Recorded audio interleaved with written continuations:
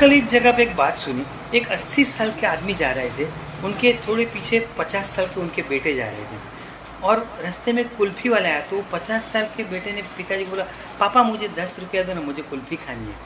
और पापा ने 10 रुपया दिया और वो कुल्फी लिया और वो कुल्फी खा रहा था। तो कुल्फी वाले ने कहा, आपको शर्म नहीं आती, ये उम्र में आप पिताजी के पास ये मांग रहे हैं।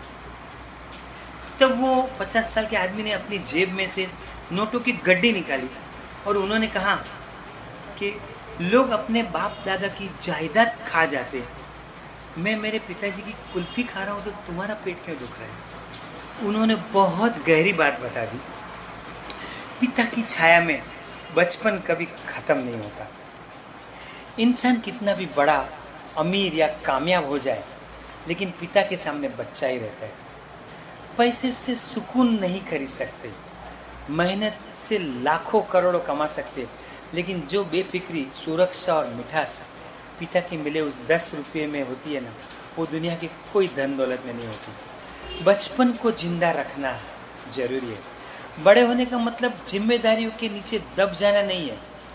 कभी कभी अपने माता पिता के सामने फिर से बच्चे हो जाना पड़ता, उनके हाथ से कुछ मांगना, उसके लिए उनके प्रति प्यार जताना और उनके दिल को खुशी देने का एक तरीका रहता है। माता पिता का अस्तित्व ही सबसे बड़ी संपत्ति है। दुनिया बहुत जल्दबाजी से लोगों को अंकित कर देती है, जैसे उस कुल्फी वाले ने किया।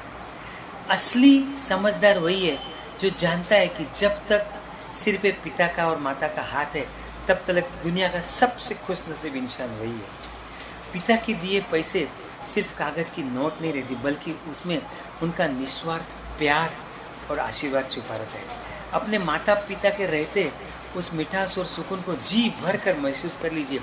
बाद में तो केवल यादें ही रह जाती है।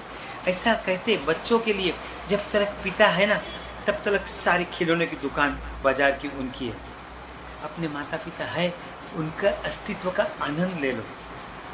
खुश रहे, तंदुरुस्त रहे, बी हैप्पी, हेल्थी।